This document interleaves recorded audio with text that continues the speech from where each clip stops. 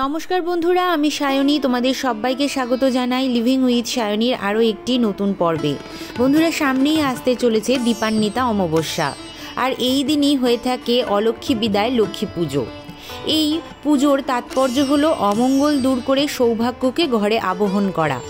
এই পূজা বা প্রথা দীপাবলির সন্ধ্যায় হয়ে থাকে। এই পূজার প্রথমে গোবর বা পিটুলি দিয়ে অলক্ষ্মীর মূর্তি তৈরি করা হয় এবং উঠোনে তা পুজো করা হয়। দেবী কৃষ্ণবর্ণা এবং মা লক্ষ্মীর বিরূপ স্বভাব সম্পন্না, তাই নীলকণ্ঠ ফুল, নীল মোমবাতি তার পূজার উপকরণ। ছেঁড়া চট বা আসনে তার দিকে উল্টো মুখ করে বসে বাম হস্তে তার পূজা সম্পন্ন করতে হয়।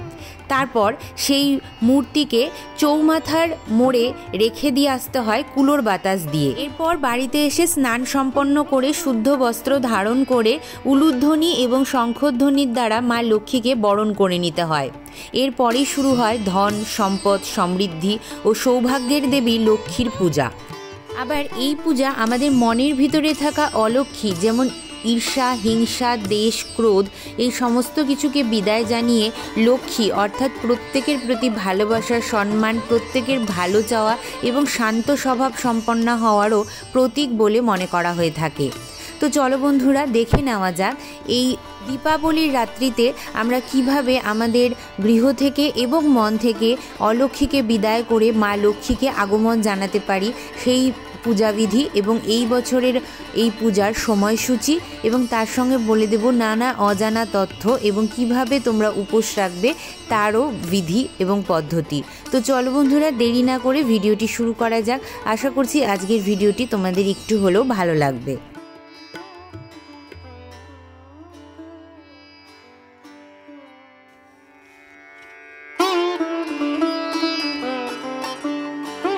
এই পূজা সান্ধ্যকালীন পূজা, তাই স্নান সেরে শুদ্ধ বস্ত্রে ঠাকুর মন্দিরে চলে এসেছি। প্রথমেই করব আচমন। হাতে নিচ্ছি একটু গঙ্গা জল, বলে নিচ্ছি তদ বিষ্ণু পরমং পদম সদা পশ্যন্তি সুরয় দিবিব চক্ষুরাতম ওম বিষ্ণু ওম বিষ্ণু ওম বিষ্ণু। এরপর হাতে আবারও একটু গঙ্গা জল নিচ্ছি এবং বিষ্ণু স্মরণ করে নিচ্ছি। বলছি অপবিত্র পবিত্র বা সর্বাবস্থাঙ্গত পিবা যৎ সরেত পুণ্ডরীকাক্ষ সবাহ্য অভ্যন্তর সূচি নম সূচি নম সূচি নম সূচি। আজ আমি শুধুমাত্র লক্ষ্মী পুজোটাই করে দেখাচ্ছি তোমাদেরকে। অলক্ষ্মী পুজোর যে বিধি এবং নিয়ম আছে সেটা তো আমি তোমাদেরকে বলেই দিলাম বন্ধুরা। তো দেখো, এখানে একটা পূর্ব দিকে মুখ করে একটি পাটা পেতে নিয়েছি আর তার উপরে লাল রঙের একটি কাপড় বিছিয়ে নিয়েছি। সর্বপ্রথম চলো আমরা দেখে নিই এই বছর অর্থাৎ 2025 সালের এই অলক্ষ্মী বিদায় লক্ষ্মী পুজোর সময়সূচি। 20 অক্টোবর 2025 বাংলার 2রা কার্তিক 1432 সোমবার প্রদোষকালে সন্ধ্যা ঘন্টা 5:05 থেকে রাত্রি ঘন্টা 6:41 মধ্যে শ্রী শ্রী অলক্ষ্মী ও লক্ষ্মী পূজা। প্রথমেই দেখো বন্ধুরা, আমি পাটার সামনে একটু মা লক্ষ্মীর পা এঁকে নিয়েছি আর এখন গঙ্গা জল ছিটিয়ে আমি আসন শুদ্ধিকরণ করে নিচ্ছি। তারপরে সামান্য একটু ফুলের পাপড়ি দিয়ে আমি মায়ের জন্য ফুলের আসন তৈরি করে নিচ্ছি। বন্ধুরা, তোমাদের মন্দিরে যদি মা লক্ষ্মী থাকেন তাহলে অবশ্যই তোমরা সেখানেও পুজোটা করতে পারো। আর অনেকে আছেন মূর্তিতে পুজো করেন, অনেকে আছেন মাটির সরাতেও যে মা লক্ষ্মীর চিত্রপটটি পাওয়া যায় সেটাতেও পুজো করেন। আবার অনেকে আছেন কলা গাছের মধ্যে তোমার ধান, তারপরে পান, হর্তুকি, সুপুরি, এই সমস্ত কিছু দিয়ে, মানে স্ত্রী আচারের যে জিনিসগুলো পাওয়া যায় সেগুলো দিয়েও এই পুজোটি করেন। তো যার বাড়ির যেটা নিয়ম তোমরা সেটাই করবে। আর যদি তোমাদের মনে হয় যে বিগ্রহ যেটা প্রতিষ্ঠিত আছে সেটাতেই করবে, সেটাও করতে পারো। এখানে স্নানের জলে আমি অঘরু আর গোলাপ জল দিয়ে একটি স্নানের জল প্রস্তুত করলাম, তাতে একটু ফুল দিলাম। আর এখানে দেখো গামছার মধ্যে জলটি নিয়ে নিচ্ছি। এবার জয় মা লক্ষ্মী বলতে বলতে আমি মায়ের যে মূর্তিটি আছে তো সেটি মুছিয়ে নেব। এই পূজার উপোসের নিয়মটি বলি বন্ধুরা, যদিও মা লক্ষ্মীর পুজোতে নির্জলা উপবাস করাটা উচিত নয়, তবে যদি কেউ তোমরা করতে চাও সেটা করতে পারো। যারা নির্জলা থাকতে পারবে না তারা ফল, শরবত, লিকার, চা এই সমস্ত কিছু খেতে পারো। এখানে আমি একটি প্রদীপ সাজিয়ে নিচ্ছি। মা লক্ষ্মীর যেহেতু তিল তেল ভীষণ প্রিয়, তাই আমি এখানে তিল তেলেরই একটি প্রদীপ প্রজ্বলিত করছি। তোমরা চাইলে এই দিন কিন্তু ঘিয়ের প্রদীপও মায়ের কাছে প্রজ্বলিত করতে পারো। যে কোনো পুজোতেই অগ্নিদেবকে সাক্ষী রাখতে হয় এবং অগ্নিদেবকে আবহাওয়া করে তারপরে সেই পূজা সম্পন্ন করা উচিত। তাই আমি এখানে একটি তেলের প্রদীপ প্রজ্বলিত করছি আর অগ্নিদেবকেও এখানে আবাহন জানিয়ে নিচ্ছি, তিনি আমার পুজোর সাক্ষী থাকুন, এটার জন্য অনুরোধ করছি। গৃহের ঘরের বাতাবরণকে সুভাষিত করার জন্য আমি একটি গোলাপের গন্ধযুক্ত ধূপ প্রজ্বলিত করলাম। এরপরে মায়ের সিঁথিতে একটু সিঁদুর নিবেদন করব এবং তার শাখা নোয়া পলা আর বাহন পেচককেও আমি কিন্তু সিঁদুর নিবেদন করলাম। এখানে মায়ের সাজ শৃঙ্গারের জিনিস হিসেবে আমি আলতা সিঁদুর দিচ্ছি। মায়ের গাছ কৌটোতে আমি সিঁদুর ভরে এখানে মায়ের পাশে রাখলাম। আর অবশ্যই মায়ের কাছে একটি ধানের ছড়া দিতে হবে, তো সেই ধানের ছড়াটিও আমি কিন্তু এখানে নিবেদন করে দিচ্ছি। মায়ের পুজোতে যে ফুলগুলি লাগে সেগুলি হচ্ছে গোলাপ ফুল, পদ্ম ফুল এবং অবশ্যই তোমার প্রথম পূজ্য গণপতির পুজোর জন্য কিন্তু লাল জবা ফুল লাগে। তো এখানে আমি সেইগুলোই একটি থালার মধ্যে প্রস্তুত করে নিচ্ছি। তবে কেউ যদি তোমরা এতগুলো ফুল জোগাড় করতে না পারো তাহলে অবশ্যই হলুদ রঙের গাঁদা ফুল এবং কমলা রঙের গাঁদা ফুল দিয়ে পুজো করতে পারো। এছাড়াও এই সময় মরশুমে কিছু ফুল পাওয়া যায়, যেমন শিউলি ফুল থাকে, টগর ফুল থাকে, তো সেগুলো দিয়েও কিন্তু তোমরা পূজা সম্পন্ন করতে পারো। এখানে আমি পূজা সামগ্রীর মধ্যে যা যা জিনিস লাগে সব কিছুই একটি থালার মধ্যে সাজিয়ে নিচ্ছি আমার নিজের সুবিধার্থে।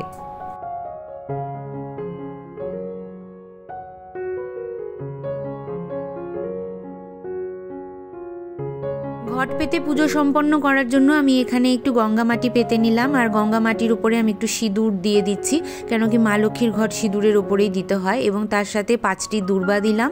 এরপরে ধান দিয়ে আমি যেহেতু ঘট পাতি আমি ধান দিচ্ছি। তোমাদের যদি কারোর বাড়ির নিয়ম থাকে পঞ্চশস্য, অবশ্যই পঞ্চশস্য দিয়ে ঘট পাতবে। আর বন্ধুরা, তোমরা এই দিন অবশ্যই কিন্তু ঘর বাড়িকে পরিষ্কার পরিচ্ছন্ন করে নেবে সকালবেলায়।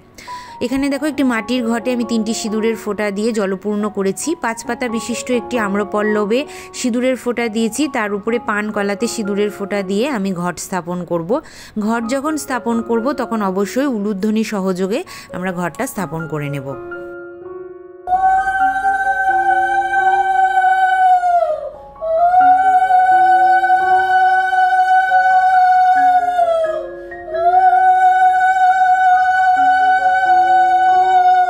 ঘট আচ্ছাদন হিসেবে নতুন গামছা দিলাম, তোমরা এর বদলে লাল রঙের চেলিও দিতে পারো। একটি চাঁদমালা দিলাম, আর গণপতি বাপ্পার নামে একটি উপবীত আমি এখানে দিলাম।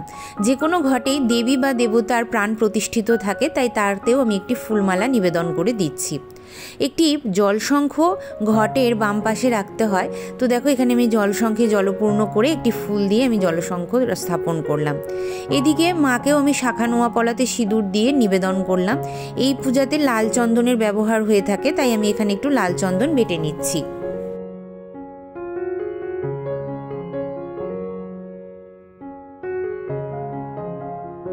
মায়ের ললাটে আমি লাল চন্দন দিয়ে একটু তিলক করে নিচ্ছি জয় মা লক্ষ্মী বলতে বলতে। একটি মালা আমি লাল চন্দন সহযোগে মায়ের গলায় পরিয়ে দিলাম। কিছু মঙ্গল দ্রব্যের মধ্যে দেখো এখানে আমি 3টি পান নিয়েছি, 3টি হলুদ নিয়েছি এবং অবশ্যই 3টি সুপুরি, 3টি লক্ষ্মী করি আর একটা কাঁচা টাকা নিয়েছি। তোমাদের কাছে যদি রূপোর টাকা থাকে সেখানে এটা দিতে পারো। মায়ের পায়ের কাছে এটা রাখতে হবে এবং অহরাত্র তোমরা রাখতে পারো। তারপরে পরের দিন তুমি এই সমস্ত জিনিসগুলিকে একটি লাল কাপড়ে মুড়ে তোমার যে টাকা রাখার জায়গা আছে সেখানে রেখে দেবে। এতে কিন্তু আর্থিক সমৃদ্ধি ঘটে বলে মনে করা হয়। এমনকি পূজার শেষেও তোমরা এই কাজটি করতে পারো। ওম গাং গণেশায় নম, ওম গাং গণেশায় নম, ওম গাং গণেশায় নম, এই মন্ত্রটি বলে আমি ফুল আর দূর্বা মায়ের ঘটে গণপতি বাপ্পার নামে নিবেদন করলাম। ওম শ্রী শ্রী পঞ্চদেব দেবীভ্যো নমঃ, এই মন্ত্রটি বলে আমি পঞ্চদেবতার নামে এখানে ফুল নিবেদন করছি।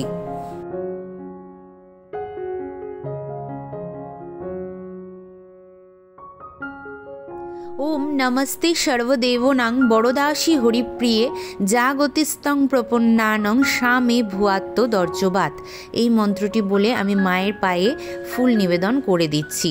মায়ের পায়ে আমি 3 বার পুষ্পাঞ্জলি দেব একই মন্ত্র পাঠ করে।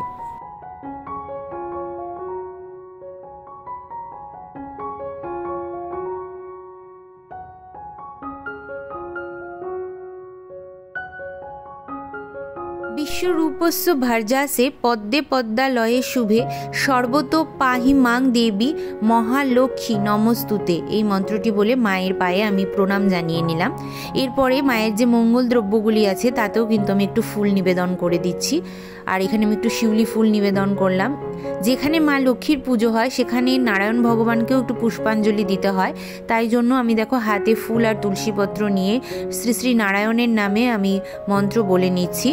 ओम नमो ब्रह्मण्य देवाय गोब्राह्मण्य हिताय च जगद्धृताय कृष्णाय गोविंदाय नमो नमः। पापोहं पापकर्महं पापात्मा पापसंभव त्राहि मां पुंडरीकाक्ष सर्व पापो हरो हरि। ভোগে আমি এখানে রেখেছি পঞ্চদেবতার জন্য একটি নৈবেদ্য। এখানে মরশুমি 5 রকমের ফল, যার মধ্যে শ্রীফল অর্থাৎ মায়ের নারকেল ভীষণ প্রিয়, তাই নারকেল রেখেছি, আপেল, পেয়ারা, কমলা লেবু আর রেখেছি একটি শশা। তো এই দিয়ে আমি মায়ের পুজো দেব। আর তার সঙ্গে মায়ের অত্যন্ত প্রিয় মোয়া, মুরকি এই সমস্ত কিছু রেখেছি, আর রেখেছি মিষ্টান্ন ভোগ।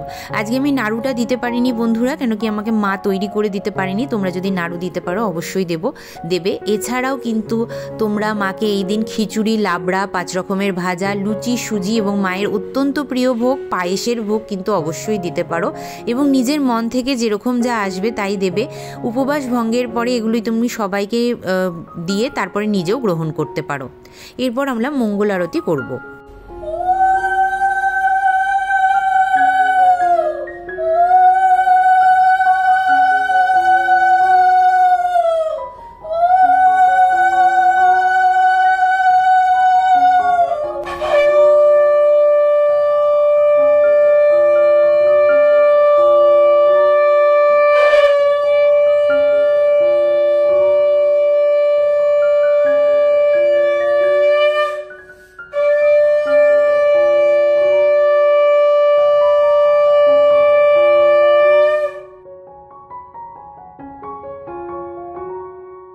এই দিনটি যেহেতু দীপাবলি, তাই অনেকেই আছে দেবতা গৃহে 14 প্রদীপ নিবেদন করেন। তো আমার বাড়িতেও সেই প্রদীপগুলো নিবেদন করা হয়। তাই জন্য দেখো এখানে আমি সর্ষের তেলের প্রদীপ প্রজ্বলিত করে নিয়েছি, আর মায়ের সামনে এখানে আমি কিন্তু প্রদীপগুলো দিয়ে দিচ্ছি। তবে একটু সাবধানে দিচ্ছি যাতে ঘটের মধ্যে তাপ না লাগে, মায়ের গায়ে যাতে তাপ না লাগে, সেই দিকে খেয়াল রেখে দিতে হবে আমাদেরকে। এবং বাড়িতে তুমি যতগুলো জায়গায় অন্ধকার থাকবে সব জায়গাতেই কিন্তু প্রদীপ দেবে। এই দিন কোনো জায়গা অন্ধকার রাখতে নেই। ভূত চতুর্দশীর উপরে এবং কালী পুজোর উপরে আমি অলরেডি 2টো ভিডিও এনে ফেলেছি, তো সেই ভিডিওগুলো তোমরা অবশ্যই দেখে নিতে পারো। আমি আই বাটন আর ডিসক্রিপশানে দিয়ে দেবো বন্ধুরা। এখানে দেখো মা লক্ষ্মীর পাটাটাতে আমি যতটা সম্ভব হলো সুন্দর করে প্রদীপগুলো সাজিয়ে দিলাম। তবে অবশ্যই যা করবে সাবধানে করবে, যাতে কোনো রকম দুর্ঘটনা যেন আনন্দের দিনে না ঘটে, আর মায়ের গায়ে, মঙ্গল দ্রব্যের গায়ে বা ঘটেও যেন তাপ না লাগে। তো চলো বন্ধুরা, এই ছিল আমার একদম ছোট্ট সহজ সরল বাড়িতে অলক্ষ্মী বিদায় এবং লক্ষ্মী পূজা। কেমন লাগলো তোমাদের অবশ্যই আমাকে লিখে জানিও। ভিডিওটি ভালো লাগলে লাইক শেয়ার করতে ভুলো না। যারা আজকে আমাকে নতুন দেখছো তারা আমার চ্যানেলটিকে সাবস্ক্রাইব করে নিও। চলো বন্ধুরা, আজকের মতন আমি এখানেই শেষ করছি। দেখা হবে আবারও একটি সুন্দর পূজাবিধির সঙ্গে। মা লক্ষ্মীর কাছে এটাই প্রার্থনা যে আমাদের মন থেকে যেন ঈর্ষা, হিংসা, দেশ, ক্রোধ নামক অলক্ষ্মীর বিদায় ঘটে এবং আমাদের মনে সদা সর্বদা লক্ষ্মীর বাস হয়। আর তোমাদের সকলকে জানাই দীপাবলির আগাম শুভেচ্ছা, এবং তোমাদের দীপাবলি অবশ্যই ভরে উঠুক সুখ, সমৃদ্ধি, শান্তি এবং ধন সম্পদে। কমেন্ট বক্সে লিখতে ভুলো না জয় মা লক্ষ্মী।